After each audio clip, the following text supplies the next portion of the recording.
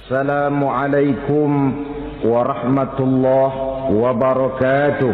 Waalaikumsalam warahmatullahi wabarakatuh. Dengan melaksanakan ibadah puasa, kita mendekatkan diri kepada Allah. Dengan dekat kepada Allah, maka Allah pun dekat kepada kita. Sehingga dalam hadis qudsi dikatakan, ta'arraf ilallahi firraha ya'rifka fi syiddah. Ingatlah kepada Allah di waktu kamu senang, agar Allah ingat kepada kamu di waktu kamu susah. Yang kita laksanakan kadang-kadang sebaliknya. Waktu susah kita ingat Allah, waktu senang kita lupa Allah. Akhirnya nanti pada waktu kita melarat, kebelangsak, susah dan sebagainya, pertolongan tidak akan datang kepada kita. Benar, ta'arraf ilallah firraha ya'rifka fi syiddah. Ingatlah kepada Allah di waktu kamu susah, ingatlah kepada Allah di waktu kamu senang, agar Allah ingat kepadamu di waktu kamu mendapat kesusahan.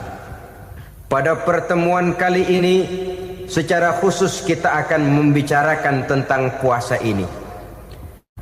Kita akan mulai dari yang pertama, puasa sunnah.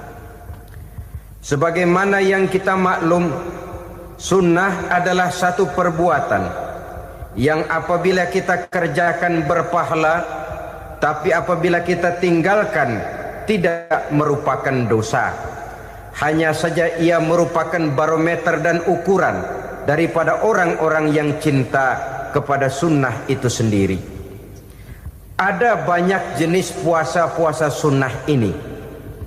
Yang pertama, puasa sunnah di bulan Muharram. Rasulullah sallallahu alaihi wasallam bersabda, afdalus siyami ba'da Ramadan syahrullahil Muharram, wa afdalus salati ba'dal faridah salatul lail. Diriwayatkan oleh Muslim dari Abi Hurairah. Puasa yang paling utama sesudah puasa Ramadan tidak lain adalah puasa di bulan Muharram. Dan solat yang paling afdol sesudah solat yang wajib adalah solat pada sepertiga malam yang akhir. Puasa di bulan Muharram merupakan puasa sunnah dan mempunyai nilai yang sangat besar dalam pandangan Allah Subhanahu wa ta'ala. Buat mereka yang mampu melaksanakan puasa sunnah di bulan Muharram ini, boleh melaksanakannya selama 10 hari. Hari yang pertama boleh juga 3 hari saja, atau setidak-tidaknya 1 hari daripada bulan Muharram. Yang kedua, puasa 10 hari daripada bulan Zulhijjah. Karena bulan Zulhijjah ini memang termasuk bulan yang dimuliakan oleh Allah Subhanahu wa ta'ala. Pertama, di sana ada hari Tarwiyah, ada hari Arafah, ada hari kurban, ada talbiyah, ada pelaksanaan haji dengan segala manasiknya. Maka puasa sunnah di bulan Zulhijjah merupakan amalan yang sangat utama dan besar pahalanya dalam pandangan Allah Azza wa Jalla. Sebagian ulama menjelaskan, man shoma hazihil ayyam akramahullahu bi asri asya'in. Siapa orang yang melaksanakan ibadah puasa sunnah pada hari-hari 10 di bulan Zulhijjah ini, Allah Subhanahu wa ta'ala akan memuliakannya dengan 10 macam perkara. Saudara, ini keuntungannya. Yang pertama, orang yang puasa di hari-hari 10 bulan Zulhijjah diberikan al-barakah fi umrihi, diberikan keberkahan pada umurnya. Setiap kita ingin memperoleh umur yang berkah.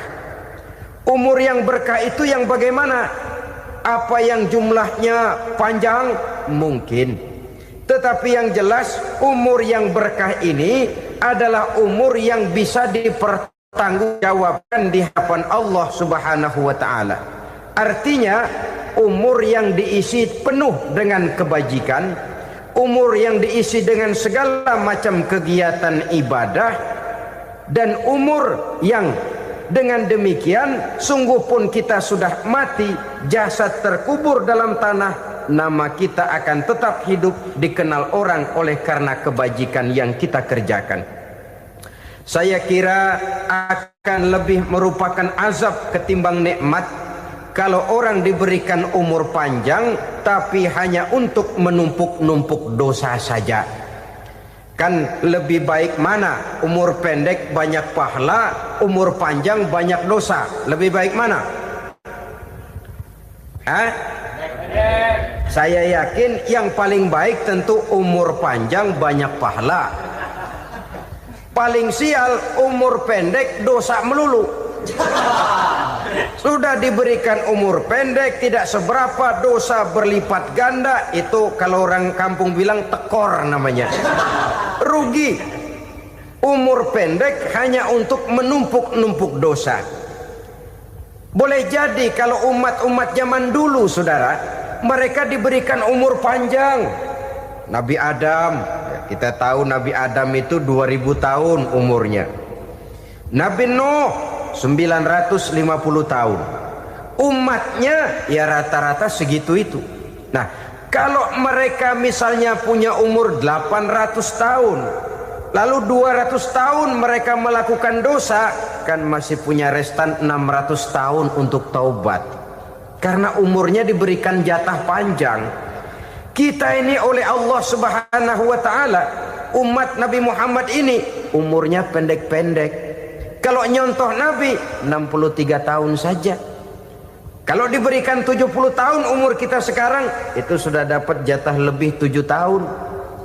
Alhamdulillah bahwa Allah memberikan saat-saat, waktu-waktu, tempat-tempat yang punya nilai istimewa, sehingga umur yang pendek ini bisa bernilai panjang, nilai ibadahnya bisa bernilai pahala seperti umat yang berumur panjang dahulu itu. Karena itu manfaatkan umur dengan baik, dan salah satu keberkahan daripada umur akan datang dengan melaksanakan ibadah puasa sunnah. Ini yang pertama. Yang kedua, az-ziyadatu fi malihi, diberikan tambahan hartanya, menjadi orang kaya. Kaya apa? Kaya hati setidak-tidaknya.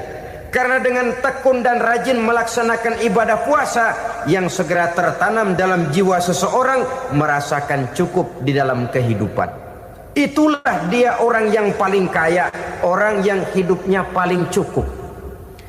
Kalau orang sudah merasa cukup dalam hidupnya, maka itulah dia orang yang kaya. Saudara-saudara kaum muslimin rahimakumullah, puasa sunnah memberikan tambahan harta, usahanya berkembang, dengan demikian membawa keberkahan, hartanya makin bertambah, akan menunjang ibadahnya kepada Allah, lebih memantapkan dan membawa ketenangan dalam hidupnya. Itu termasuk berkahnya melaksanakan puasa sunnah itu. Yang ketiga, al-hifzu fi iyalihi, diberikan penjagaan, perlindungan terhadap keluarganya, anaknya sehat, sanak famili dan handai tolannya terjaga dan terpelihara dari segala malapetaka, dari segala mara bahaya, kesehatannya terjamin dan terpelihara. Itu sudah merupakan modal yang sangat besar di dalam kita mengarungi kehidupan. Sebab rasanya sulit untuk bahagia, duit kita banyak sekali, usaha kita selalu mendatangkan untung yang berlipat ganda. Tapi sebentar-sebentar anak kita sakit, yang ampek, yang korengan, yang kena musibah, ndak tak karu-karuan sakit, berobat sampai jutaan rupiah. Itu kan sudah tidak membawa kebahagiaan. Uang masuk yang begitu banyak jumlahnya, habis akhirnya untuk berobat saja. Sebenarnya hitung-hitung ya seri-seri juga. Usaha berhasil, duit banyak, habis untuk berobat. Lah sama juga saudara-saudara. Jadi dengan demikian, biar duit kita banyak, asal keluarga pada sehat saja, udah enak bener itu. Duit banyak, ekonomi cukup, keluarga sehat, nikmat rasanya menjalani kehidupan ini. Yang kiamat sudah duit kagak barang seperak, keluarga ampek semua. Kiamat sudah. Saudara hadirin yang saya hormati, jadi yang ketiga, Allah memberikan pemeliharaan terhadap keluarganya. Satu kali orang dipelihara Allah, tidak satu kekuatan pun yang bisa mencelakakan. Satu kali orang disengsarakan Allah, tidak satu tenaga pun yang mampu menyelamatkannya. Itulah sebabnya perlindungan Allah, pemeliharaan Allah terhadap diri dan keluarga sangat kita perlukan di dalam kehidupan ini.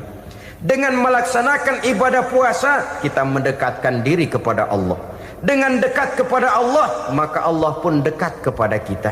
Sehingga dalam hadis qudsi dikatakan, ta'arraf ilallahi firraha ya'rifka fi syiddah. Ingatlah kepada Allah di waktu kamu senang, agar Allah ingat kepada kamu di waktu kamu susah. Yang kita laksanakan kadang-kadang sebaliknya. Waktu susah kita ingat Allah, waktu senang kita lupa Allah. Akhirnya nanti pada waktu kita melarat, kebelangsak, susah dan sebagainya, pertolongan tidak akan datang kepada kita. Benar, ta'arraf ilallah firraha ya'rifka fi syiddah. Ingatlah kepada Allah di waktu kamu susah, ingatlah kepada Allah di waktu kamu senang, agar Allah ingat kepadamu di waktu kamu mendapat kesusahan. Umumnya watak manusia memang kalau sudah dapat susah, ingat kepada Allah. Waktu duduk, waktu berbaring, sambil tidur, dalam segala keadaan Allah disebutnya, Allah dimintakan pertolongannya. Tapi dikala dia berada pada posisi di atas angin, merasa senang, bahagia, Allah terlupakan. Saudara-saudara kaum muslimin, itu yang ketiga. Yang keempat, at-takfiru li sayyiatihi. Orang yang melaksanakan puasa sunnah itu diampuni segala dosa dan kesalahan yang telah dilakukannya. Dan yang kelima, at-tad'ifu li hasanatihi, diberikan balasan yang berlipat ganda dari segala kebaikan yang dikerjakannya. 1 berbalas 7, 7 bisa berbalas 10, 10 masih berbalas 100, masih ditambah dengan wallahu yudha'ifu liman yasha. Allah melipat gandakan pahala orang-orang yang dikehendakinya. Maka carilah satu kebaikan yang apabila kita kerjakan, dosa akan dihapus dan nilai pahalanya menjadi berlipat ganda. Satu kali kita bekerja, 2-3 bisa kita raih dan kita jangkau. Yang keenam, orang yang melaksanakan puasa sunnah di bulan Zulhijjah, at-tashil li sakarati mautihi, diberikan kemudahan pada saat menghadapi sakaratul maut. Maut a mysterious problem. Dia adalah pintu yang setiap orang pasti akan memasukinya. Bahwa mati adalah mati, itu semua kita tahu. Tapi hakikat orang pada saat menghadapi mati itu kan berbeda-beda. Ada yang matinya itu gampang sekali, persis orang tidur saja, tidak nampak gelisah, tidak bikin susah yang hidup, tidak gelimpangan di tempat tidur, persis seperti orang mau tidur saja. Ada yang sulit sekali menghadapi sakaratul maut, gelimpangan di tempat tidur, bikin bingung orang yang nunggu. Kadang-kadang seperti kerbau digorok lehernya. Saudara-saudara, sulit menghadapi sakaratul maut. Oleh karena itu Rasulullah sallallahu alaihi wasallam sering beliau itu kalau berdoa membaca Allahumma hawin alayya fi sakaratil maut. Ya Allah, mudahkan saya di dalam menghadapi sakaratul maut. Rasulullah saja, saudara, orang yang ibadahnya paling banyak, orang yang hatinya paling bersih, orang yang akhlaknya paling luhur, masih berdoa semacam ini. Mohon dimudahkan oleh Allah agar mudah menghadapi sakaratul maut. Apalagi kita Terus terang kita ini paling-paling kelas mukhtalid. Bangsa sama pahala mau sama dosa doyan. Lebih perlu lagi menghadapi sakaratul maut, sehingga apabila malaikat maut datang menjemput nyawa kita, dimudahkan, jangan dibikin sulit, supaya mudah. Jadilah orang baik-baik. Biasanya kalau banyak yang mati, malaikat maut juga kali main-mainin dulu tuh orang, utak-atik, ditakut-takutin dan segala macam. Saudara hadirin yang saya hormati, maka menghadapi sakaratul maut ini merupakan kunci. Apakah seseorang bisa husnul khatimah atau bisa su'ul khatimah? Salah satu jalan untuk memudahkan diri menghadapi sakaratul maut, melaksanakan puasa sunnah di bulan Zulhijjah ini. Yang ketujuh, ad-diya'u li zulumati qabrihi, diberikan terang di alam kuburnya. Kubur, saudara tahu, saudara tentu sering lihat orang dimasukkan ke liang lahat, ditutup dengan papan, dinding ari kata kita di kampung, lalu diuruk lagi dengan tanah. Dalamnya liang lahat, gelapnya liang lahat, gelapnya diuruk dengan tanah, gelapnya di dalam kubur, tiga gelap yang menjadi satu. Bapak moyangnya gelap.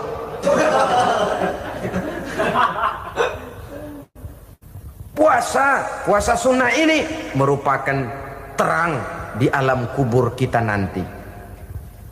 Yang kedelapan, at-tasqil limizanihi, diberikan keringanan pada timbangan di hari akhirat nanti. Bahwa setelah dibangkitkan dari kubur, setiap kita akan menghadapi perhitungan, akan ditimbang segala macam kebaikan dan segala macam kejahatan yang pernah kita lakukan di dalam kehidupan. Orang yang melaksanakan ibadah puasa sunnah, at-tasqilu limizanihi, diberikan keringanan timbangan hari akhiratnya nanti. Yang kesembilan, an-najah minal bala, diberikan keselamatan dari segala macam bencana. Dan yang ke-10, as-su'ud ala darajatihi, diberikan ketinggian, naik derajatnya, derajat di dunia, lebih-lebih lagi derajat di akhirat nanti. Ini keutamaan yang diberikan Allah Subhanahu wa ta'ala kepada mereka yang melaksanakan ibadah puasa 10 hari di bulan Zulhijjah menurut penjelasan sebagian dari para ulama kita. Jadi setelah puasa Muharram ada lagi puasa Zulhijjah. Kemudian puasa sunnah yang ketiga, puasa sunnah pada hari Senin dan hari Kamis. Apa sumber hukumnya? Diriwayatkan oleh Imam Muslim dari Abi Qatadah, Rasulullah sallallahu alaihi wasallam ditanya tentang puasa pada hari Senin. Kenapa Rasul melakukan itu? Beliau menjawab, zalika yaumu wulidtu fihi wa yaumu bu'istu au unzila alayya fihi. Hari Senin itu adalah hari di mana aku dilahirkan dan hari di mana aku dibangkitkan. Wahyu pertama turun kepadaku pun pada hari itu. Maka sunnah melaksanakan puasa pada hari itu. Adapun hari Kamis, ada hadis yang diriwayatkan oleh Imam Turmuzi dari Abi Hurairah, Nabi bersabda, tu'radul a'malu yaumul isnaini wal khamisi fa uhibbu an yu'radu amali wa ana sha'im. Disetor amal setiap manusia pada hari Senin dan pada hari Kamis. Maka aku ingin, kata Nabi, agar pada saat amalku disetor itu aku sedang puasa. Jadi malaikat itu menurut riwayat ini mencatat dan menyetorkan catatan amalan seseorang pada hari Senin, hari Kamis. Tiap hari Senin amalan kita disetor oleh malaikat. Catatan terakhir tentu yang sedang kita kerjakan, sehingga yang masuk daftar, saya tinggalkan orang ini, dia sedang puasa. Karena naik catatan amalnya pada hari Senin. Kamis diangkat lagi, catatan paling akhir, saya tinggalkan orang ini, dia sedang puasa. Itu makna fa uhibbu ayyurada amali wa ana shaim. Aku senang kalau pada saat amalku disetor, catatan paling akhir aku lagi puasa. Satu keistimewaan. Alangkah celaka tiap amalan disetor kita sedang berbuat jahat. Senin, Kemis, teler, mabok, judi. Tiap amalan disetor, catatan akhirnya saya tinggalkan si fulan lagi teler. Laporan Senin. Kemis laporan lagi, saya tinggalkan si fulan lagi mirit kartu. Saudara hadirin yang saya muliakan, alangkah jeleknya catatan kita. Oleh karena itu sunnah puasa pada hari Senin dan hari Kemis. Ini amalan sunnah, saudara-saudara. Dan oleh karena ini amalan sunnah, sebagian ulama memberikan penjelasan, walaupun lupa niat, kalau sudah malam itu lupa niat, boleh niatnya sudah siang puasa sunnah ini, dengan catatan dari pagi belum makan apa-apa. Malam saudara lupa, tahu-tahu ingat ini hari Senin, ini hari Senin, dah jam 10, niatlah jam 10 itu sah puasanya, asal dari pagi belum makan apa-apa.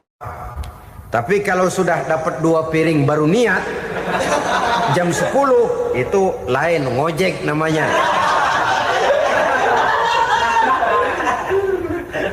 Jadi puasa sunnah yang ketiga, puasa pada hari Senin dan hari Kamis. Yang keempat, puasa jenis sunnah yang keempat, puasa 6 hari di bulan Syawal. Diriwayatkan oleh Imam Muslim dari Abi Ayyub bahwa Nabi bersabda, "Man shoma Ramadhana summa atba'ahu sittan min Syawal kana kasyamid dahri." Barang siapa yang berpuasa di bulan Ramadan, kemudian diikutinya dengan 6 hari di bulan Syawal, maka dia seolah-olah seperti orang yang berpuasa 1 abad lamanya. Allahu Akbar. Demikian besar keuntungannya. 6 hari di bulan Syawal sama dengan orang yang berpuasa 1 abad lamanya. Ini fadailul a'mal, saudara-saudara. Jangan diartikan karena menang sudah puasa 6 hari bulan Syawal, Ramadan tahun depannya lantas nggak puasa. Kenapa? Ukurannya sudah 1 abad. Bukan itu pengertiannya. Ini mendorong orang memberikan ganjaran pahala yang sedemikian besar. 6 hari setelah Ramadan, artinya di bulan Syawal. Tidak pada hari pertama Syawal, karena haram hukumnya berpuasa pada hari fitri itu. 6 hari di bulan Syawal. Tinggal lihat yang mampunya saja. Boleh berurutan, boleh tidak berselang-seling, boleh. Asal saja jumlahnya 6 hari selama masih bulan Syawal itu. Hari ini 3 hari lagi, 4 hari lagi, diselang-seling atau berurutan, itu juga lebih baik. Puasa sunnah 6 hari daripada bulan Syawal. Kemudian yang kelima, puasa sunnah 3 hari pada setiap bulan. 3 hari pada setiap bulan. Diriwayatkan oleh Imam Bukhari dan Muslim dari Abi Hurairah. Abi Hurairah bercerita, "Ausani khalili sallallahu alaihi wasallam bisalasin." Kekasih saya Rasulullah berwasiat kepada saya, memesankan benar-benar kepada saya untuk melaksanakan 3 amalan yang terpuji. Pertama, siyamu salasati ayyamin min kulli syahrin. Puasa 3 hari dalam setiap bulan. Ini wasiat yang pertama. 3 hari pada setiap bulan. Tidak peduli bulan apa saja. Dalam artian ya bulan menurut perhitungan Islam ya. Muharram, Safar, Rabiul Awal, Rabiul Tsani, Jumadal Ula, Jumadil Akhir, Rajab, Sya'ban, Ramadan, Syawal, Zulqa'dah, Zulhijjah dan selanjutnya. 3 hari pada setiap bulan. Tanggalnya tanggal berapa saja. Lebih utama pada yang disebut Yaumul Bid. yaitu hari-hari di mana bulan menunjukkan purnama. Tanggal 13, tanggal 14, dan tanggal 15 pada setiap bulannya itu disunahkan melaksanakan puasa. Itu wasiat pertama, puasa 3 hari pada setiap bulan. Wasiat yang kedua, waraqatai duha, melaksanakan sholat duha sekurang-kurangnya 2 rakaat. Itu wasiat yang dipesankan benar kepada saya, kata Abi Hurairah. Pertama, puasa 3 hari pada setiap bulan. Yang kedua, usahakan jangan meninggalkan 2 rakaat minimal daripada sembahyang duha. Kita tahu sembahyang duha itu sembahyang sunnah di waktu pagi seketika matahari naik sepenggalahan. Sekurang-kurangnya 2 rakaat, sebanyak-banyaknya 8 rakaat. Di antara fadilah atau keutamaan daripada sholat duha ini yaitu menyangkut masalah rezeki dan usaha. Kemudian wasiat yang ketiga, wa an utira qabla an anama. Beliau sangat berwasiat kepada saya untuk sholat witir sebelum tidur. Artinya sholat malam sebagai amalan sunnah di dalam kehidupan kita. Jadi saudara-saudara, dalam hidup ini kita akan selalu berbentur dengan keperluan. Kalau pada satu saat kita sudah sampai kepada tahap berpikir ini keperluan saya, tentu hal-hal semacam ini akan kita kerjakan. Kita belum tergerak melaksanakan ini semua oleh karena barangkali kita merasa belum memerlukannya. Karena itu marilah kita berusaha di samping melaksanakan puasa yang wajib juga melaksanakan puasa yang sunnah di dalam kehidupan kita. Ini jenis puasa-puasa yang sunnah. Kemudian yang kedua, ada macam puasa yang disebut puasa nazar. Hukum pelaksanaannya wajib apabila nazarnya sudah terwujud. Puasa nazar, puasa yang dikaitkan dengan suatu persoalan. Umpamanya, kalau saya lulus ujian, saya akan puasa 1 minggu lamanya. Begitu ujiannya ternyata lulus, dia wajib bayar nazarnya. Puasa 7 hari, tidak lagi sunnah tapi wajib karena dia nazarkan. Asal saja tidak sah nazar kepada yang makruh apalagi kepada yang haram. Umpamanya nazar kalau tembus 6 nomor mau puasa 3 hari. Itu nazar semacam itu bukan saja tidak sah tapi haram hukumnya. Tidak boleh nazar kepada yang makruh apalagi kepada yang haram. Jadi apabila maksud yang sudah kita niatkan tercapai, wajiblah nazar itu dibayar, yaitu kalau nazarnya sunnah melaksanakan ibadah puasa.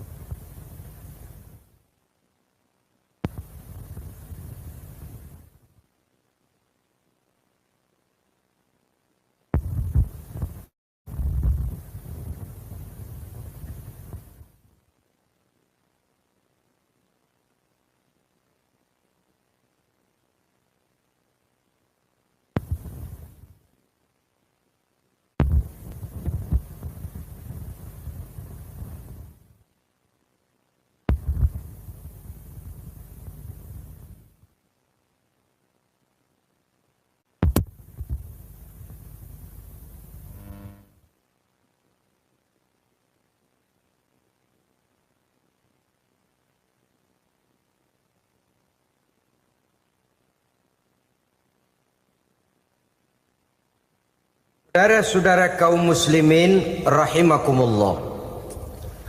Jenis puasa yang ketiga kita kenal dengan puasa wajib. Dan ini kita laksanakan pada bulan suci Ramadan. Tentang teknis pelaksanaan ibadah puasa di bulan Ramadan sudah pernah saya bicarakan pada pertemuan tentang Ramadan dan Idul Fitri. Pada kesempatan ini saya hanya ingin mengajak bahwa di dalam melaksanakan ibadah puasa Ramadan ini, marilah kita mengadakan evaluasi. Kenapa demikian? Barangkali secara jujur, walaupun agak berat, saya masih harus berkata, masih banyak di antara kita umat Islam yang di dalam melaksanakan suatu ibadah terjebak dalam rutinitas ritual. Apa itu rutinitas ritual? Itu bahasa susah. Berhubung saya tidak ingin bicara yang susah-susah, kita bicara yang mudah-mudah saja. Maksud saya, banyak di antara kita umat Islam yang di dalam melaksanakan suatu ibadah itu hanya dengan prinsip asal sekadar gugur kewajiban saja. Akibatnya, sampai sejauh mana ibadah itu berhasil membentuk kepribadian diri kita, kita jarang mengadakan evaluasi dan penilaian. Solat yang penting gugur kewajiban. Puasa yang penting sudah gugur kewajiban. Haji yang penting sudah gugur kewajiban. Maka jangan heran kalau itu yang jadi prinsip, ibadah lantas tidak punya dampak dalam membentuk kepribadian diri. Banyak orang yang rajin sholat tapi munkarnya jalan terus. Sampai kadang-kadang kita bingung, yang sembahyang dia, yang nyolong dia. Puasanya kelihatannya tekun tapi tidak punya kepekaan sosial. Sama yatim piatu bersifat masa bodoh, sama fakir miskin malah gemes. Tidak lantas tumbuh kepekaan sosial walaupun dia sudah ikut merasakan tidak enaknya lapar dan haus. Ada juga yang sudah haji 4-5 kali mondar-mandir Jakarta Mekah, tapi gaya hidupnya tetap seperti katak di kolong tempurung, picik, sempit pandangan, dangkal hati. Tidak terbuka walaupun sudah melihat Islam dalam skala internasional. Yang dia lihat, yang dia saksikan, yang dia pandang, tidak sanggup menggugah dan mengubah jiwanya, tidak bisa mewarnai pandangan hidupnya. Inilah akibatnya kalau ibadah hanya dikerjakan dengan prinsip asal sekadar gugur kewajiban. Hasilnya yaitu tadi, hajinya cuma menang topi putih sama serban. Sholatnya cuma prinsip asal gugur kewajiban. Begitu juga puasanya, begitu juga zakatnya dan ibadah-ibadah lainnya. Bukan tanpa satu maksud. Jikalau Allah Subhanahu wa taala memerintahkan kita melaksanakan ibadah puasa di bulan suci Ramadan, bahkan maksud itu sangat pada penghujung ayat yang memerintahkan kita puasa. Ya ayyuhalladzina amanu kutiba alaikumus syiyam kama kutiba alal ladzina min qablikum la'allakum tattaqun.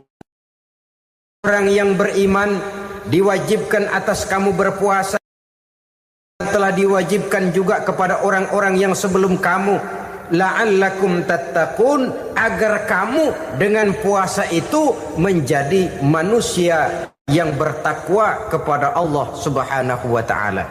Dengan kata lain, berhasil atau tidak puasa Ramadan kita ini akan nampak takwa kita meningkat atau tidak setelah kita melaksanakan ibadah puasa.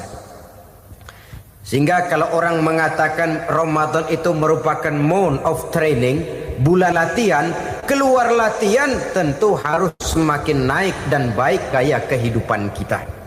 Jadi tujuan utama daripada pelaksanaan ibadah puasa adalah untuk membentuk manusia yang bertakwa.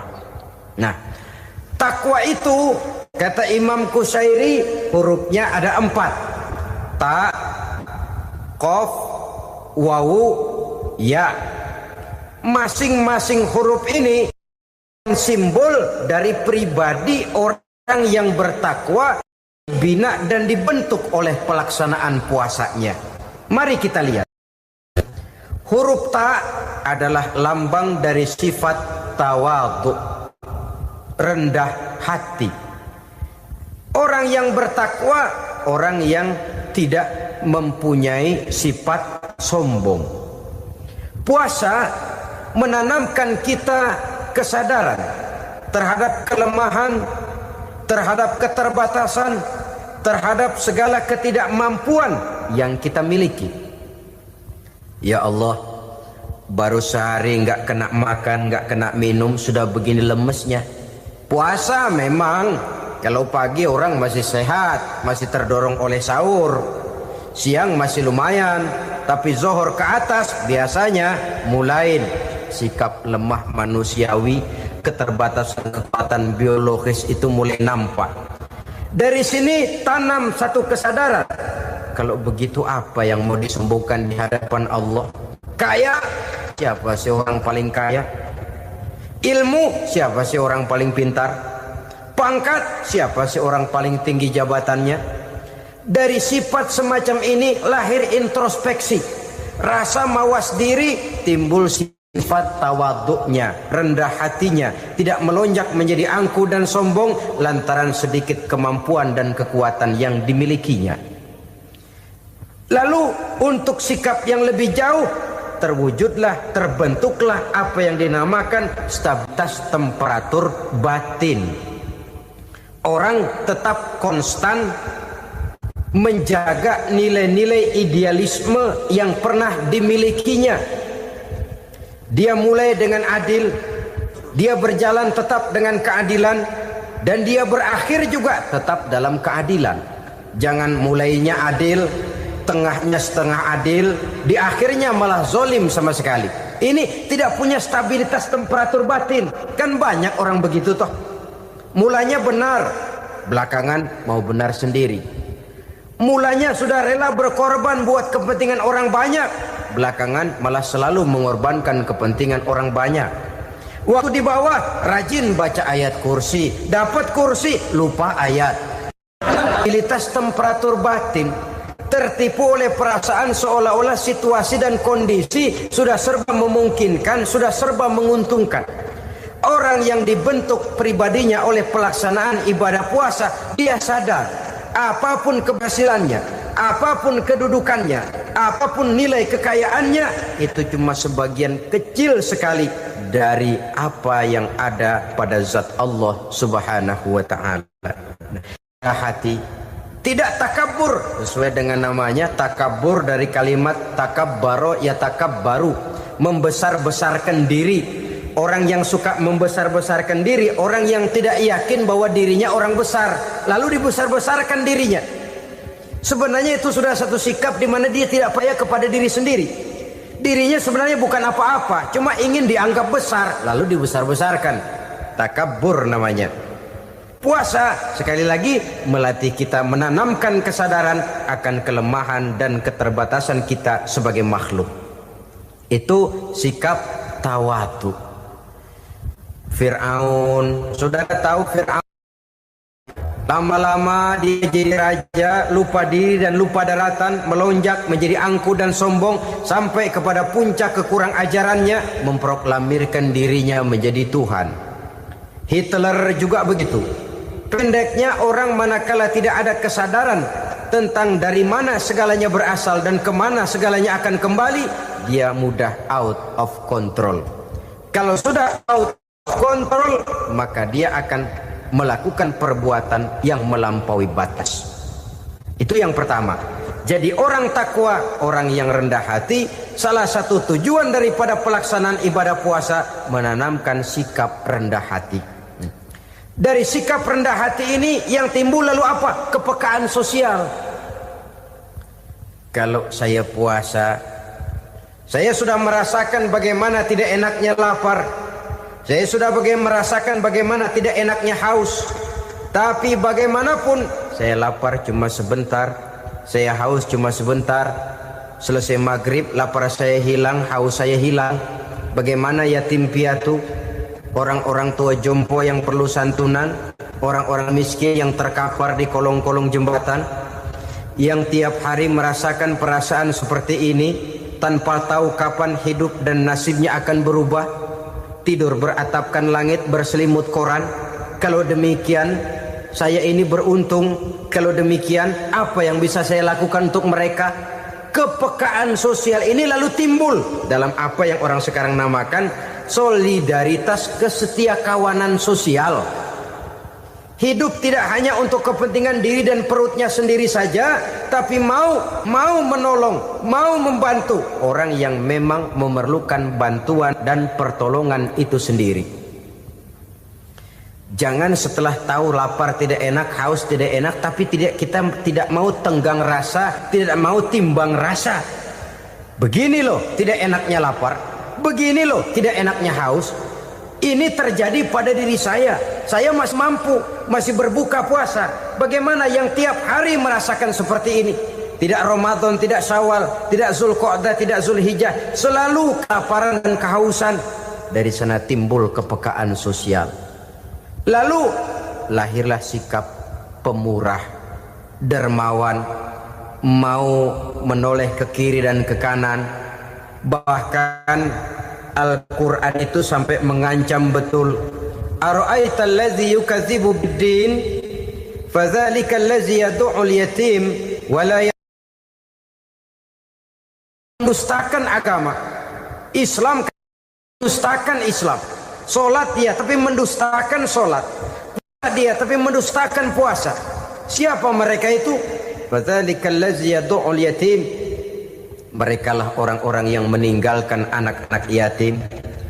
Wa la yahuddu ala ta'amil miskin, dan tidak pernah memberi pertolongan, tidak memerintahkan memberi makan kepada fakir miskin, walaupun dia berada pada posisi dan kondisi yang memang dia mampu. Nah, kalau dia tidak mampu itu lain soal. Dia mampu, dia tahu, dan dia diam saja. Itu termasuk yukadzibu biddin, orang-orang yang mendustakan agama. Berlindung kita kepada Allah, jangan sampai termasuk ke dalam kelompok itu. Yang kedua saudara, huruf takwa itu qaf. Qaf adalah lambang dari sifat qanaah. Qanaah artinya merasa cukup. Puasa melatih kita untuk bersikap cukup dalam hidup. Kalau kita perturutkan menjelang saat berbuka, menunggu waktu berbuka, istilah orang di Jawa Barat ngabuburit katanya.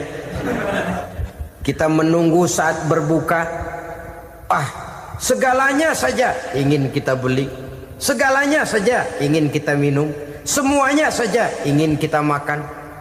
Sebab nafsu sudah begitu berupa, perut sudah sedemikian lapar, kerongkong sudah sedemikian haus, rasanya semuanya saja ingin kita telan. Tapi tahukah kita bahwa setelah maghrib berbunyi, berapa banyak yang kita makan, berapa banyak yang kita minum?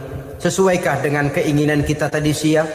Tadi siang semuanya ingin kita makan, tadi siang semuanya ingin kita minum. Setelah berbuka, berapa banyak yang kita makan, berapa banyak yang kita minum? Itulah kehidupan. Segalanya ingin kita kuasai, segalanya ingin kita punyai, tapi berapa sih yang benar-benar kita perlukan? Maka orang kaya adalah orang yang hidupnya cukup. Orang miskin hakikat yang selalu merasa kurang. Bagaimanapun besar rumah, banyak uang kita, berpuluh kendaraan kita, kalau hidup selalu merasa kurang, itu artinya kita masih miskin.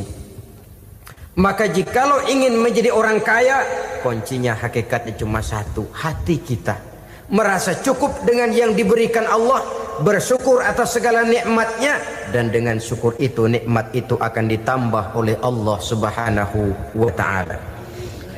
Puasa menimbulkan sifat qanaah, dan qanaah adalah watak daripada orang-orang yang bertakwa kepada Allah Subhanahu wa ta'ala. Seperti orang minum air laut, makin diminum makin haus, makin diminum makin kering tenggorokan. Begitulah orang berhadapan dengan materi. Tadinya dia akan senang kalau dia merasa punya tanah ratusan hektar, Sudah ratusan hektar, tidak cukup ngelamun lagi, alangkah nikmatnya kalau bisa beli gunung. Gunung dibeli. Sudah punya gunung, lihat laut. Aduh, kalau laut juga bisa dibeli, beli lagi laut. Sudah punya laut, lihat ke atas langit, ada yang jual apa enggak ya?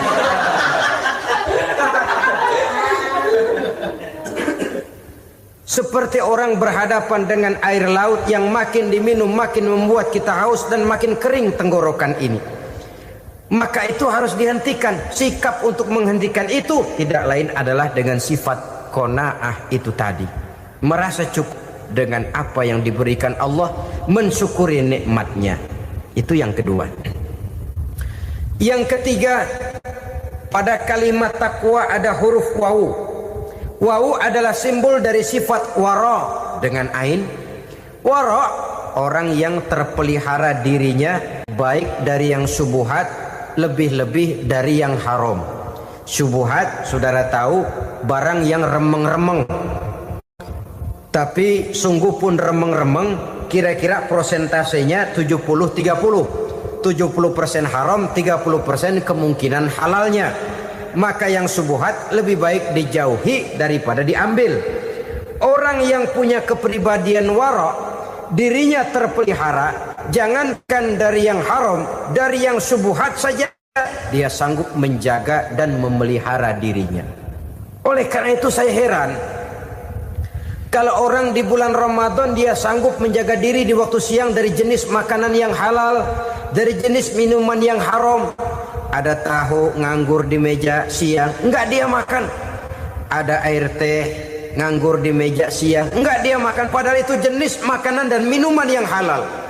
Tapi ketika datang maghrib, dia berbuka dengan makanan yang dibeli dari uang yang dihasilkan dengan cara yang haram.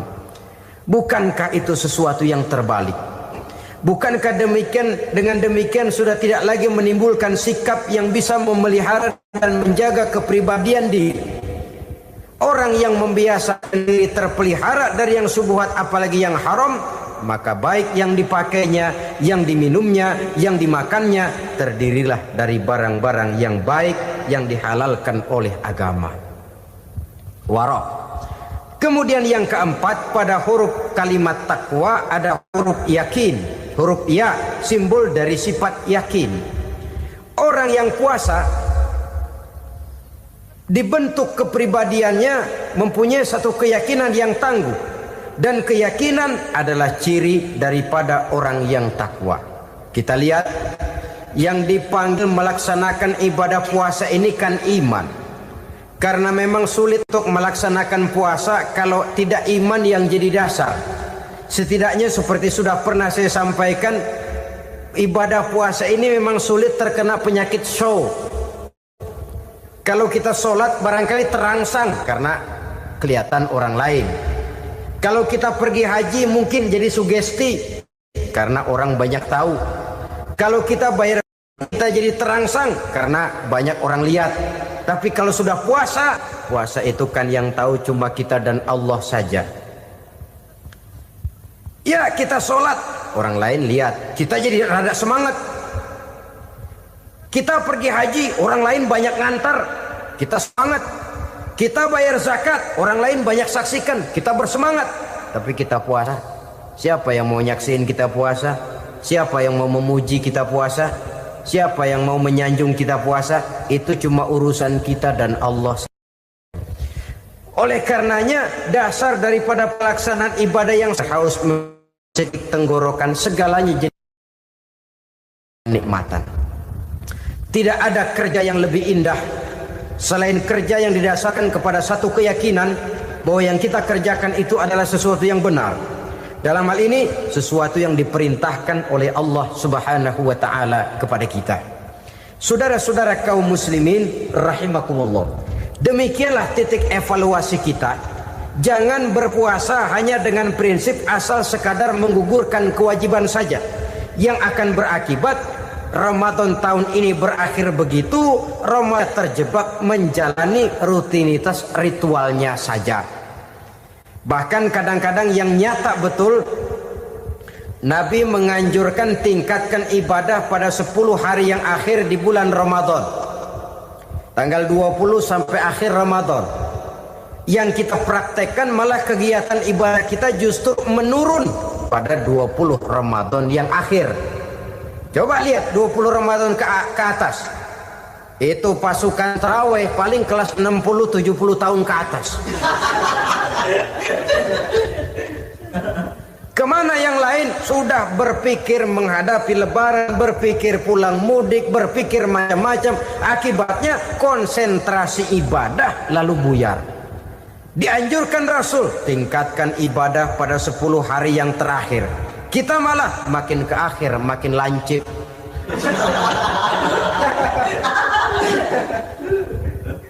Saudara-saudara kaum muslimin rahimakumullah. Kita terjebak oleh sesuatu yang sementara, oleh sesuatu yang bersifat kulit, lalu meninggalkan isinya. Padahal jikalau kita tidak mengisi Ramadan dengan kegiatan ibadah, berarti kita tidak keluar dari Ramadan dengan jiwa yang baru, yang sudah ditempa oleh pengalaman ibadah di bulan Ramadan. Artinya kita tidak kembali kepada fitrah, kesucian seperti saat kita dilahirkan. Lalu kalau kita tidak kembali kepada fitrah, apa yang mau kita rayakan pada Idul Fitri itu? Di mana letak kegembiraan kita? Di mana letak kebahagiaan hati? Kembalikah kita kepada fitrah? Tidak. Benarkah puasa yang kita kerjakan? Kelihatannya juga tidak. Adakah dampak dari pelaksanaan ibadah dalam pribadi kita? Tidak. Kadang-kadang Ramadan selesai malah teriak merdeka.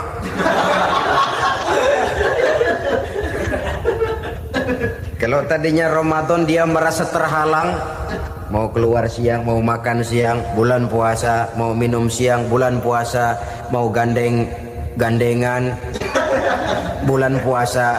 Ramadan selesai, kibarin bendera, teriak merdeka. Lalu kembali merajalela.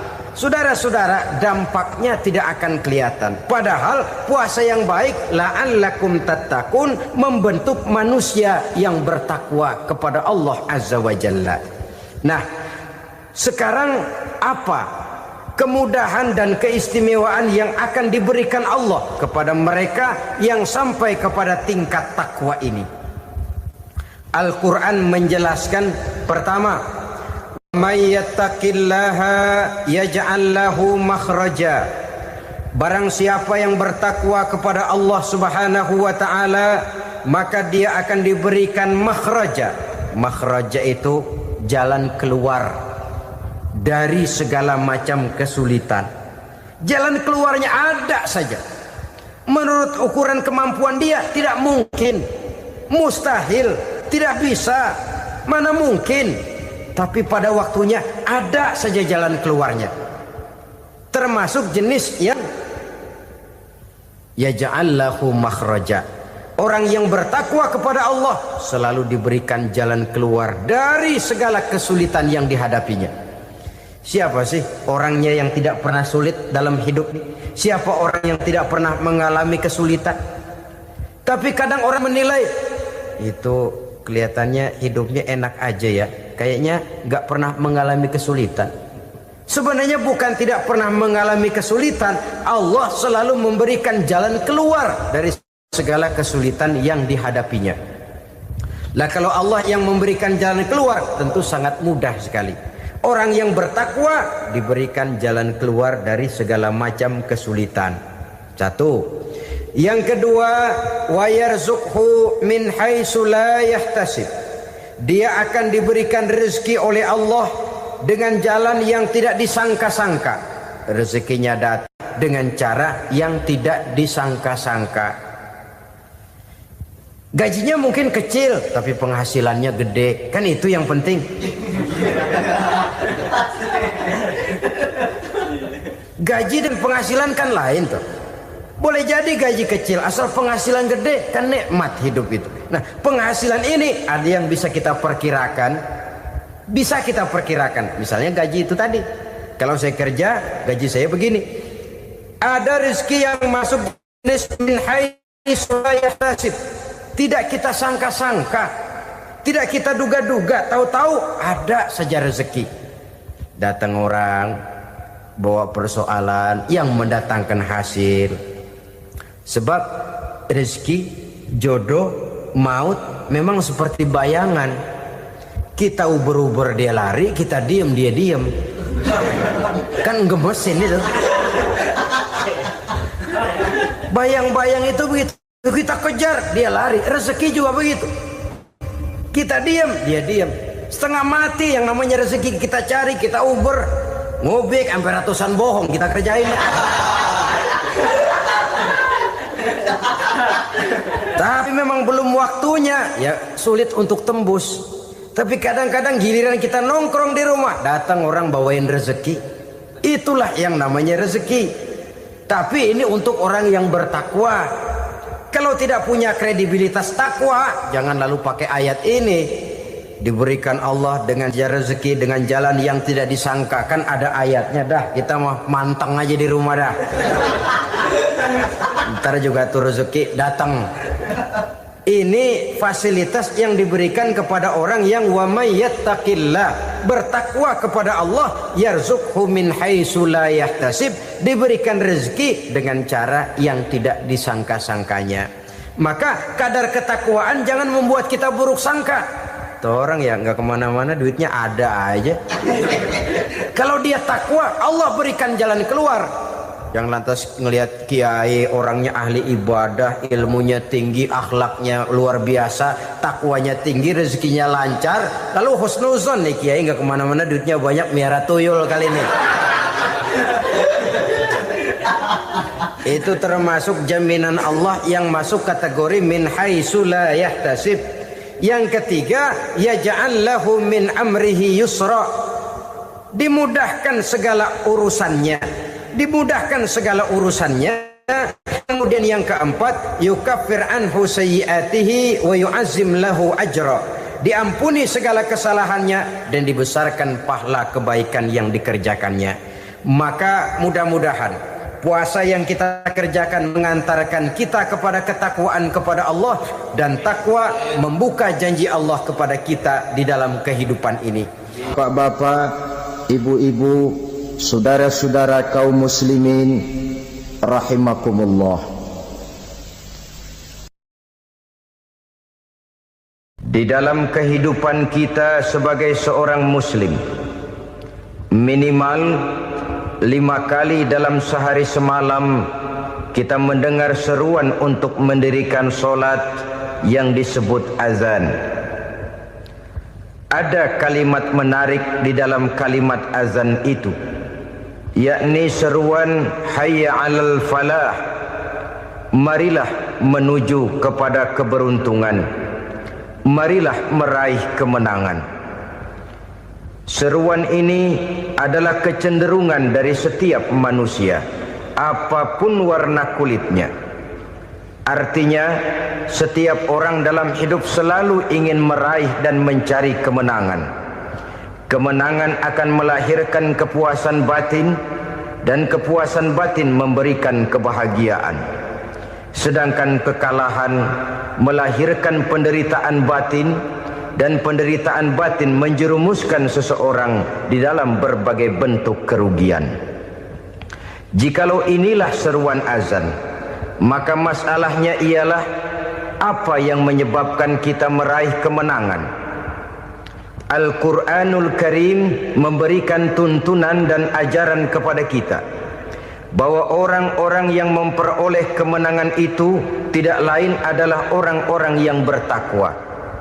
Hanyalah mereka yang bertakwa kepada Allah Subhanahu wa ta'ala pada akhirnya akan tampil sebagai pemenang. Lalu siapa orang yang bertakwa itu? Dijelaskan dalam awal-awal Al-Baqarah, orang yang bertakwa yang akan meraih kemenangan. Pertama, allazina yu'minuna bil ghaib, yaitu orang-orang yang beriman kepada yang gaib, percaya bahwa ada alam yang gaib, alam yang abstrak, alam yang tidak bisa dijangkau oleh salah satu daripada panca indera kita. Mereka percaya dan beriman kepada adanya malaikat, beriman kepada adanya iblis dan jin, beriman kepada adanya alam kubur, beriman kepada adanya alam mahsyar, beriman kepada adanya alam akhirat, beriman kepada adanya surga dan neraka. Beriman bukan cuma sekedar beriman dalam ucapan bibir saja, tetapi beriman yang nilai iman itu mampu mewarnai gerak dan gaya hidupnya. Iman yang meresap sampai ke tulang sumsum, kemudian memberikan dampak positif di dalam kehidupan manusia. Alam, kita tahu, adalah sesuatu yang selain Allah, dan Allah bukanlah alam. Apapun namanya selain daripada Allah, itu adalah alam. Alam pada hakikatnya terbagi menjadi dua. Ada alam syahadah, alam nyata, alam konkret, alam yang bisa dijangkau oleh salah satu indera kita. Kemudian ada alam ghaib, alam yang tidak bisa dijangkau oleh panca indera kita, alam metafisika, alam abstrak, alam yang wajib kita imani keberadaannya. Kita percaya bahwa malaikat itu ada, kita percaya kepada jin, bahwa jin itu ada, kita percaya kepada adanya iblis dan setan. Bukan percaya kepada iblis dan setannya, percaya bahwa iblis dan setan itu ada. Itu termasuk salah satu daripada sifat orang yang bertakwa kepada Allah. Saudara-saudara kaum muslimin rahimakumullah, kecenderungan pembangunan yang lebih bersifat materialistis biasanya menggeser aspek kehidupan rohani. Orang berpikir empiri, dan dalam pola pikir yang demikian maka alam gaib tidak lagi mendapat perhatian. Aspek kehidupan yang bersifat rohaniah malah mulai ditinggalkan. Akibatnya terjadilah kepincangan di dalam kehidupan kita. Pernah ada satu pengalaman pribadi dalam perjalanan kembali ke tanah air. Dalam pesawat di sebelah kanan saya duduklah seorang Jerman namanya Heiner Simonsen. Iseng saya ajak kenalan, saya ajak ngobrol, saya tanya dia. Saya bilang, Mas Heiner ini, kalau pesawat yang kita tumpangi ini jatuh ke bawah, kira-kira apa yang bakal terjadi, Mas? Dia bilang, kita semua akan mati. Begitu? Iya. Oke. Apa itu mati? Tanya saya. Dia bilang, untuk tahu apa itu mati, kita harus tahu lebih dahulu apa itu hidup. Saya pikir nih bule bisa ngomong juga. Baiklah kata saya. Apa hidup menurut Anda itu? Oh, hidup itu dia bilang, kalau seluruh anggota badan kita bekerja secara normal, paru-paru memompa darah secara normal, jantung berdetak secara normal, sel-sel tubuh bekerja secara fit, dan organisme tubuh hanya mau bekerja secara normal, dia bilang, kalau kita memberi makan yang cukup, menu yang teratur, dan gizi yang lengkap. Saya bilang, kesimpulannya apa, Ner? Dia jawab, hidup adalah dari tangan ke mulut. Life is from the hand to the mouth, kata dia. Hidup adalah dari tangan ke mulut. Jadi masalah hidup tidak lebih daripada masalah isi perut.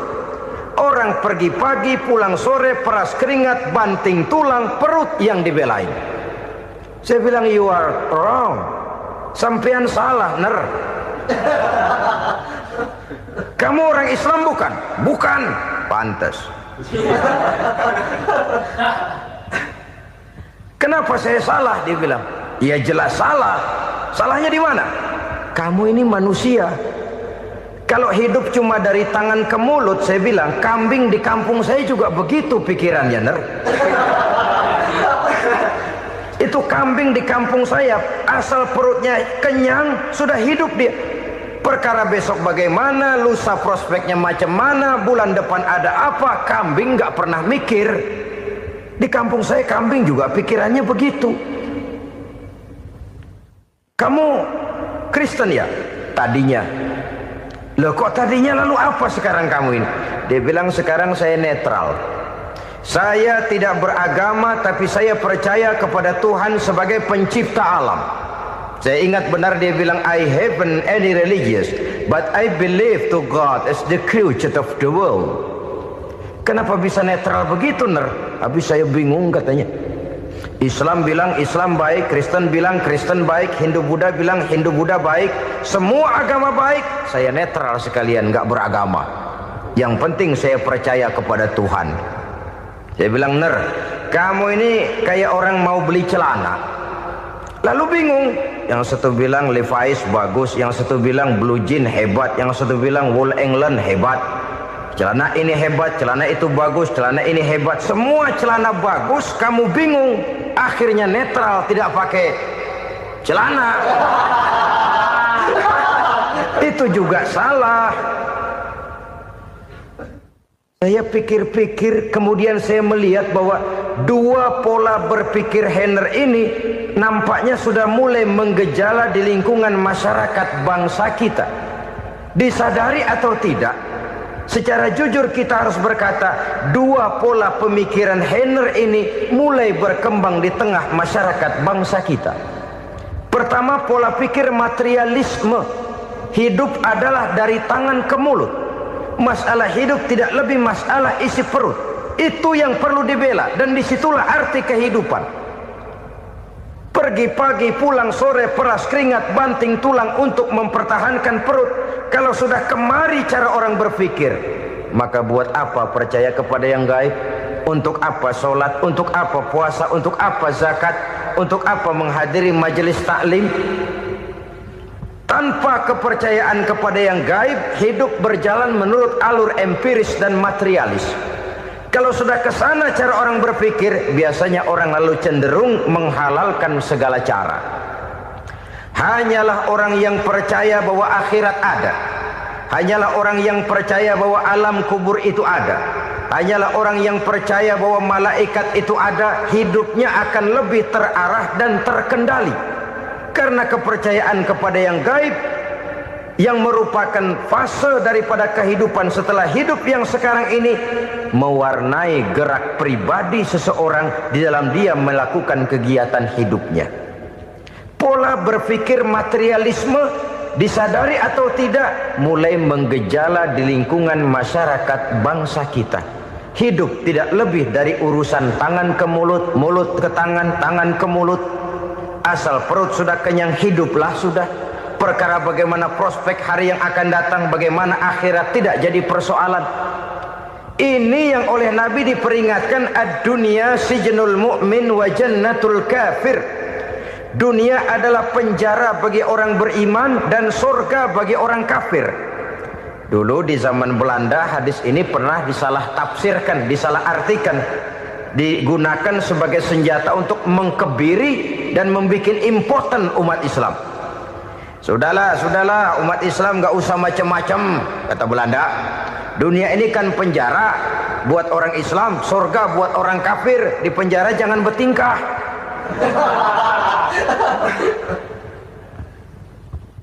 Pengertiannya tidak begitu.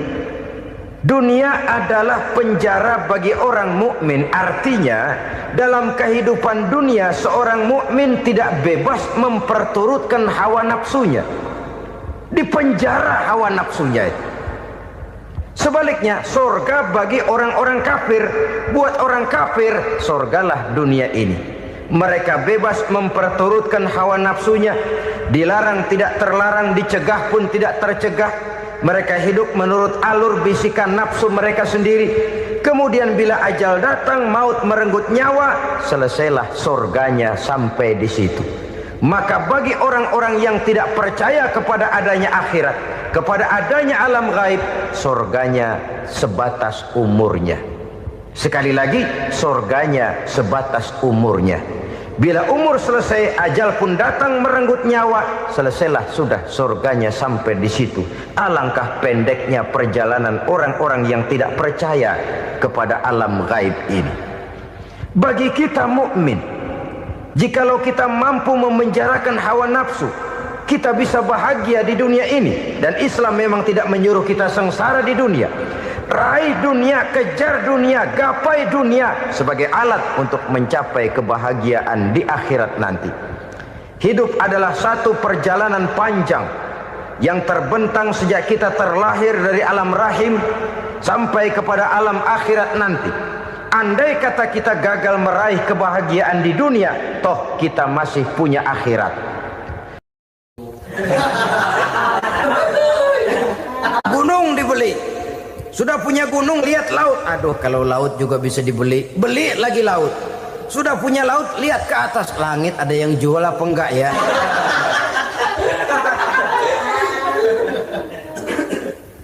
Seperti orang berhadapan dengan air laut yang makin diminum makin membuat kita haus dan makin kering tenggorokan ini.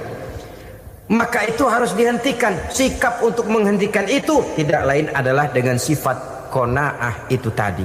Merasa cukup dengan apa yang diberikan Allah, mensyukuri nikmatnya. Itu yang kedua.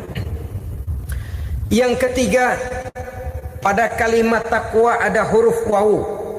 Wawu adalah simbol dari sifat wara dengan ain. Wara, orang yang terpelihara dirinya baik dari yang syubhat, lebih-lebih dari yang haram. Syubhat, saudara tahu, barang yang remeng-remeng. Tapi sungguh pun remeng-remeng, kira-kira prosentasenya 70-30. 70% haram, 30% kemungkinan halalnya. Maka yang syubhat lebih baik dijauhi daripada diambil. Orang yang punya kepribadian wara, dirinya terpelihara, jangankan dari yang haram, dari yang syubhat saja dia sanggup menjaga dan memelihara dirinya. Oleh karena itu saya heran, kalau orang di bulan Ramadan dia sanggup menjaga diri di waktu siang dari jenis makanan yang halal, dari jenis minuman yang haram. Ada tahu nganggur di meja siang, enggak dia makan. Ada air teh nganggur di meja siang, enggak dia makan. Padahal itu jenis makanan dan minuman yang halal. Tapi ketika datang maghrib, dia berbuka dengan makanan yang dibeli dari uang yang dihasilkan dengan cara yang haram. Bukankah itu sesuatu yang terbalik? Bukankah dengan demikian sudah tidak lagi menimbulkan sikap yang bisa memelihara dan menjaga kepribadian diri? Orang yang membiasakan diri terpelihara dari yang syubhat apalagi yang haram, maka baik yang dipakainya, yang diminumnya, yang dimakannya terdirilah dari barang-barang yang baik yang dihalalkan oleh agama.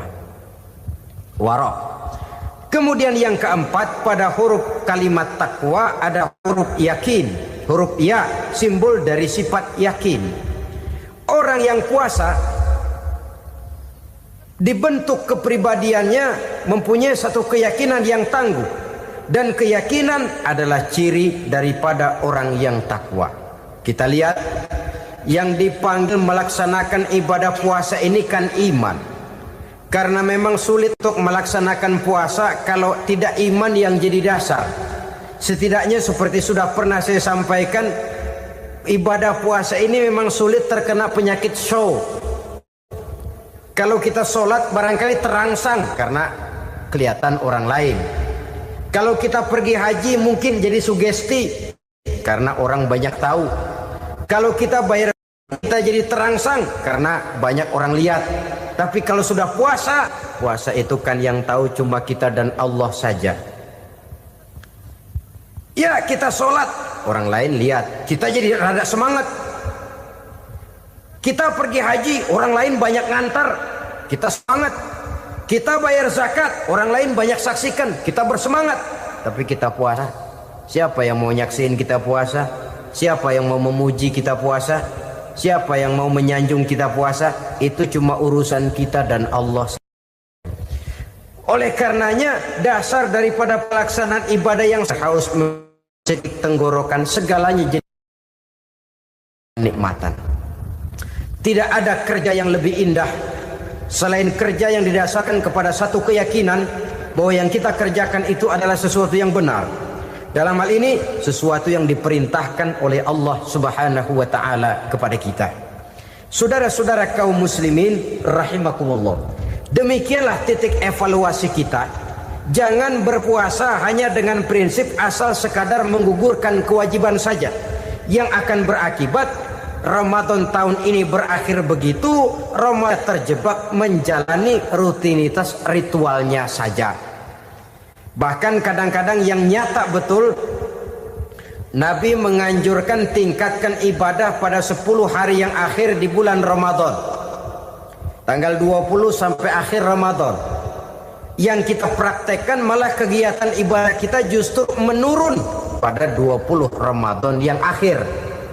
Coba lihat 20 Ramadan ke atas, itu pasukan tarawih paling kelas 60-70 tahun ke atas. Kemana yang lain? Sudah berpikir menghadapi lebaran, berpikir pulang mudik, berpikir macam-macam. Akibatnya konsentrasi ibadah lalu buyar. Dianjurkan Rasul, tingkatkan ibadah pada 10 hari yang terakhir. Kita malah makin ke akhir makin lancip.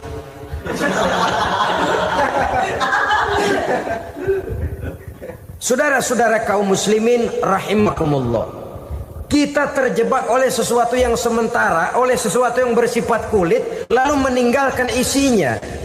Padahal jikalau kita tidak mengisi Ramadan dengan kegiatan ibadah, berarti kita tidak keluar dari Ramadan dengan jiwa yang baru, yang sudah ditempa oleh pengalaman ibadah di bulan Ramadan.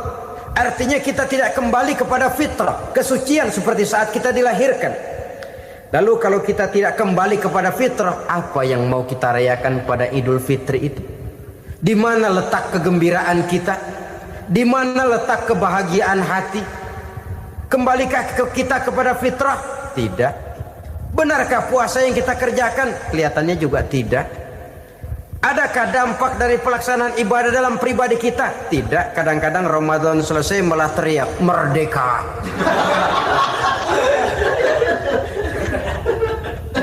Kalau tadinya Ramadan dia merasa terhalang, mau keluar siang, mau makan siang, bulan puasa, mau minum siang, bulan puasa, mau gandengan, bulan puasa.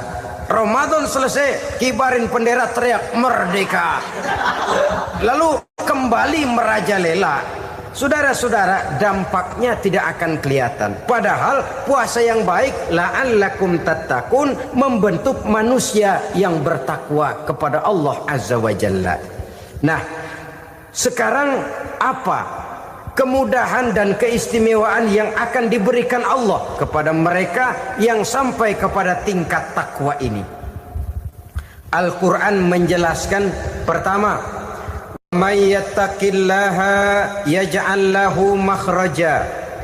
Barang siapa yang bertakwa kepada Allah Subhanahu wa taala, maka dia akan diberikan makhraja. Makhraja itu jalan keluar dari segala macam kesulitan. Jalan keluarnya ada saja. Menurut ukuran kemampuan dia tidak mungkin, mustahil, tidak bisa, mana mungkin. Tapi pada waktunya ada saja jalan keluarnya.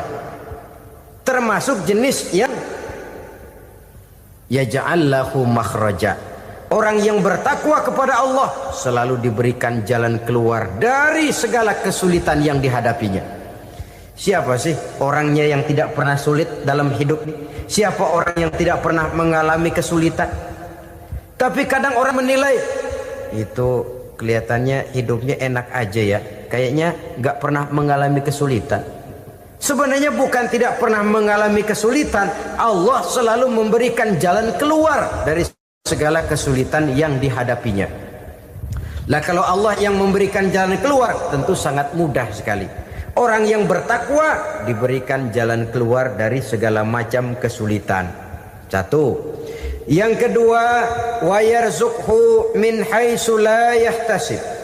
Dia akan diberikan rezeki oleh Allah dengan jalan yang tidak disangka-sangka. Rezekinya datang dengan cara yang tidak disangka-sangka. Gajinya mungkin kecil, tapi penghasilannya gede. Kan itu yang penting. Gaji dan penghasilan kan lain tuh.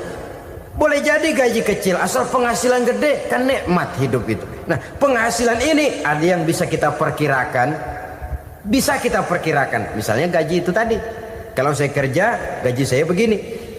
Ada rezeki yang masuk jenis min haitsu la yahtasib. Tidak kita sangka-sangka. Tidak kita duga-duga. Tahu-tahu ada saja rezeki. Datang orang bawa persoalan yang mendatangkan hasil. Sebab rezeki, jodoh, maut memang seperti bayangan. Kita uber-uber dia lari, kita diem dia diem. Kan gemesin itu. Bayang-bayang itu begitu. Kita kejar, dia lari. Rezeki juga begitu. Kita diem, dia diem.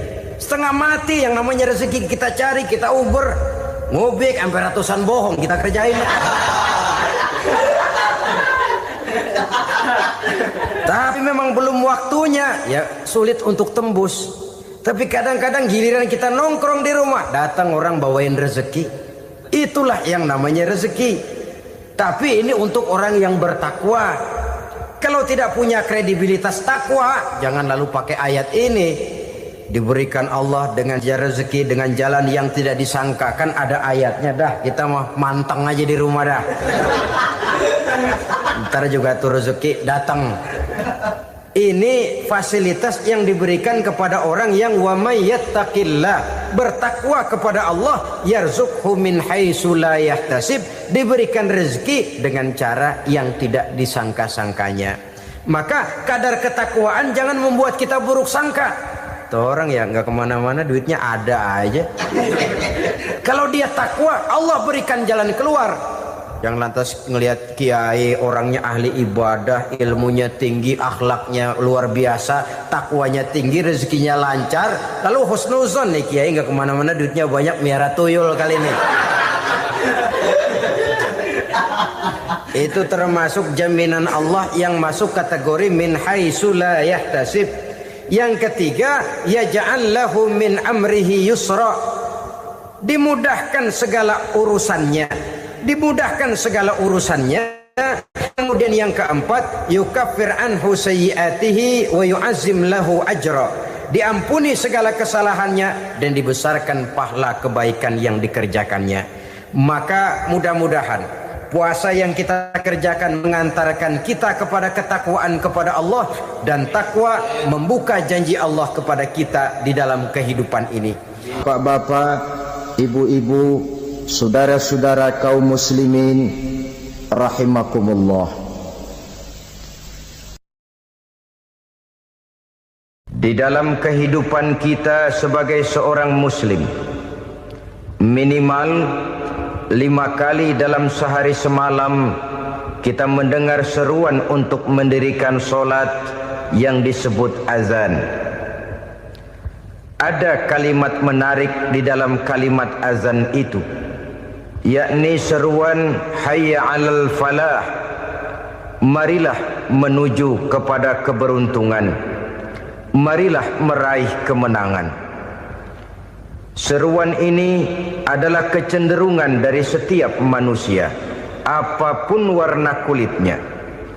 Artinya setiap orang dalam hidup selalu ingin meraih dan mencari kemenangan. Kemenangan akan melahirkan kepuasan batin, dan kepuasan batin memberikan kebahagiaan.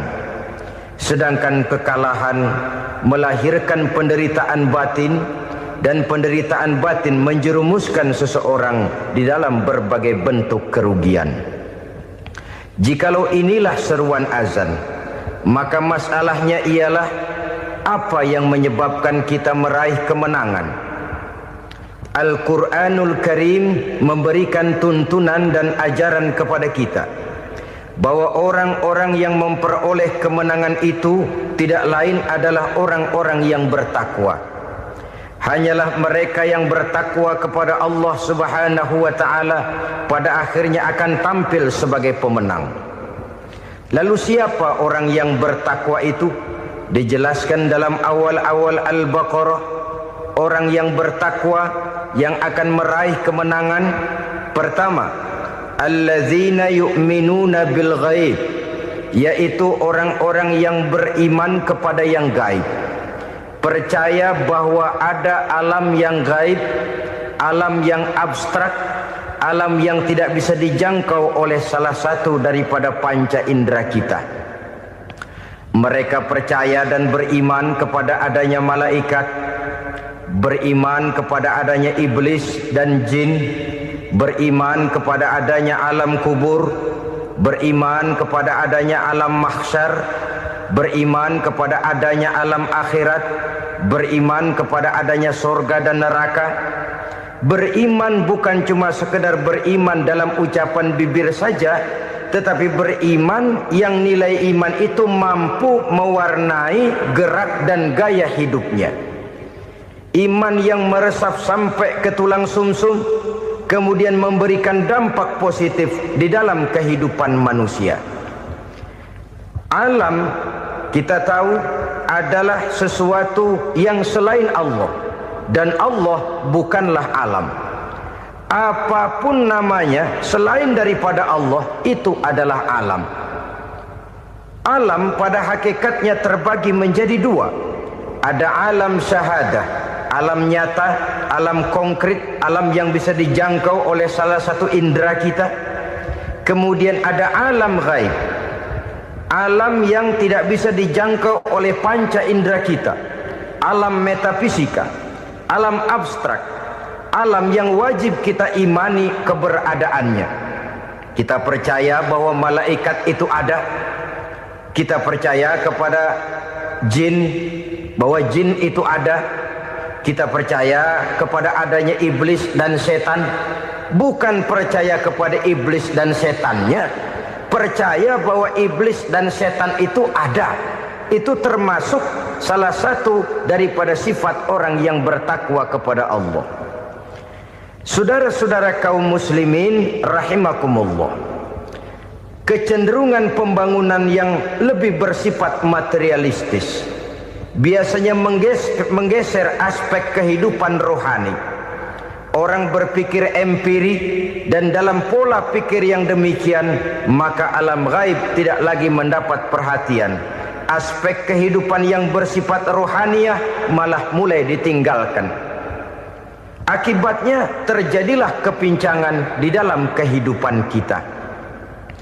Pernah ada satu pengalaman pribadi. Dalam perjalanan kembali ke tanah air, dalam pesawat di sebelah kanan saya duduklah seorang Jerman namanya Heiner Simonsen. Iseng saya ajak kenalan, saya ajak ngobrol, saya tanya dia. Saya bilang, Mas Heiner ini, kalau pesawat yang kita tumpangi ini jatuh ke bawah, kira-kira apa yang bakal terjadi, Mas? Dia bilang, kita semua akan mati. Begitu? Iya. Oke. Apa itu mati? Tanya saya. Dia bilang, untuk tahu apa itu mati, kita harus tahu lebih dahulu apa itu hidup. Saya pikir nih bule bisa ngomong juga. Baiklah kata saya. Apa hidup menurut Anda itu? Oh, hidup itu dia bilang, kalau seluruh anggota badan kita bekerja secara normal, paru-paru memompa darah secara normal, jantung berdetak secara normal, sel-sel tubuh bekerja secara fit, dan organisme tubuh hanya mau bekerja secara normal, dia bilang, kalau kita memberi makan yang cukup, menu yang teratur, dan gizi yang lengkap. Saya bilang, kesimpulannya apa, Ner? Dia jawab, hidup adalah dari tangan ke mulut. Life is from the hand to the mouth, kata dia. Hidup adalah dari tangan ke mulut. Jadi masalah hidup tidak lebih daripada masalah isi perut. Orang pergi pagi, pulang sore, peras keringat, banting tulang, perut yang dibelain. Saya bilang, you are wrong. Sampean salah, Ner. Kamu orang Islam bukan? Bukan. Pantas. Kenapa saya salah? Dia bilang, ya jelas salah. Salahnya di mana? Kamu ini manusia, Kalau hidup cuma dari tangan ke mulut, saya bilang kambing di kampung saya juga begitu pikirannya, Ner. Itu kambing di kampung saya, asal perutnya kenyang, sudah hidup dia. Perkara besok bagaimana, lusa prospeknya macam mana, bulan depan ada apa, kambing nggak pernah mikir. Di kampung saya kambing juga pikirannya begitu. Kamu Kristen ya? Tadinya.